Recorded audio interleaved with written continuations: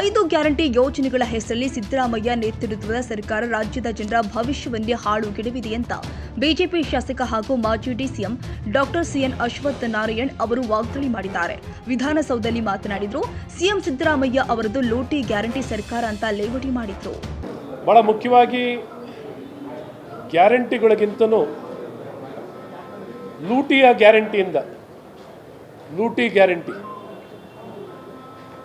ಕೆಟ್ಟ ಆಡಳಿತದ ಗ್ಯಾರಂಟಿ, ಆಡಳಿತದ ವಿಫಲತೆಯ ಗ್ಯಾರಂಟಿ, ಅಭಿವೃದ್ಧಿಯ ವಿಫಲತೆಯ ಗ್ಯಾರಂಟಿ, ಶಿಕ್ಷಣದ ವಿಫಲತೆ, ಆರೋಗ್ಯದ ಬಗ್ಗೆ ಆದ್ಯತೆ ಕೊಡದೆ, ಶಿಕ್ಷಣದ ಬಗ್ಗೆ ಆದ್ಯತೆ ಕೊಡದೆ, ಕೌಶಲ್ಯತೆ ಬಗ್ಗೆ ಆದ್ಯತೆಯನ್ನು ಕೊಡದೆ, ತಂತ್ರಜ್ಞಾನಕ್ಕೆ ಬಳಕೆಗೆ ಆದ್ಯತೆಯನ್ನು ಕೊಡದೆ, ಕೆಟ್ಟ ಆಡಳಿತವನ್ನು ಕೊಟ್ಟು ರಾಜ್ಯವನ್ನು ನಡೆಸಿರುವಂಥ ಈ ಕಾಂಗ್ರೆಸ್ ಸರ್ಕಾರದಿಂದ ಏನನ್ನು ಬಯಸಲಿಕ್ಕೆ ಸಾಧ್ಯ ನೀವು?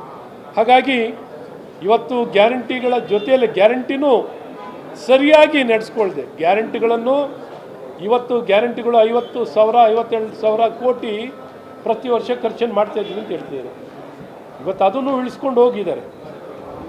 ಆದರೆ ಇದಕ್ಕಿಂತ ಜಾಸ್ತಿ ಟ್ಯಾಕ್ಸನ್ನು ಕಲೆಕ್ಟ್ ಮಾಡಿದ್ದಾರೆ. ಈ ಅಧಿಕಾರಕ್ಕೆ ಬಂದ ನಂತರ ಗ್ಯಾರಂಟಿಗೆ ಬೇಕಾಗಿದ್ದ ದುಡ್ಡುಗಿಂತನೂ ಹೆಚ್ಚಿನ ಟ್ಯಾಕ್ಸ್ಗಳನ್ನು ಹೊರೆನ ಜನರ ಮೇಲೆ ಹಾಕಿದ್ದಾರೆ. ಹಾಗಾಗಿ ಇವತ್ತು ಈ ಸರ್ಕಾರ ಎಲ್ಲ ವಿಚಾರದಲ್ಲೂ ವಿಫಲರಾಗಿರುವಂಥದ್ದು, ಆಡಳಿತದಲ್ಲಿ ವಿಫಲತೆ ಮತ್ತು ಏನೊಂದು ಸರಿಯಾಗಿ ಆಡಳಿತ ಕೊಡದ ಕಾರಣ ಸಂಪೂರ್ಣ ರಾಜ್ಯದ ಜನತೆಯ ಭವಿಷ್ಯವನ್ನು ನಿರ್ನಾಮ ಮಾಡಿ ಹಾಳುಗೆಡಿಸಿರುವಂಥದ್ದು ಈ ಕಾಂಗ್ರೆಸ್ ಸರ್ಕಾರ ಅಂತ ಭಾಳ ಸ್ಪಷ್ಟವಾಗಿ ಹೇಳಕ್ಕೆ ಇಷ್ಟಪಡ್ತೀನಿ. CAG ರಿಪೋರ್ಟ್ ಇದನ್ನೆಲ್ಲ ಎತ್ತಿಡಿದಿದ್ದಾರೆ. ಇವ್ರು ಎತ್ತಿಡಿದ್ರೂ ಇವ್ರಿಗೆ ಇದು ಮನವರಿಕೆನೂ ಆಗಲ್ಲ, ಇದು ತಿಳುವಳಿಕೆನೂ ಆಗಲ್ಲ. ಪರಿಶಿಷ್ಟ ಜಾತಿ ಮತ್ತು ಪಂಗಡದ ಹಣನು SCP TSP ದುಡ್ಡನ್ನು ಸಂಪೂರ್ಣವಾಗಿ ಇವತ್ತು ಅವರ ಏಳಿಗೆನೂ ಇವತ್ತು ಅದ್ರ ವಿಚಾರದಲ್ಲೂ ಸಮಾಜ ಕಲ್ಯಾಣ ಇಲಾಖೆ ಸಚಿವರು ಕೊಟ್ಟಿರು 5% ಅಭಿವೃದ್ಧಿ ಆಗಿರೋದು ಅಂತ.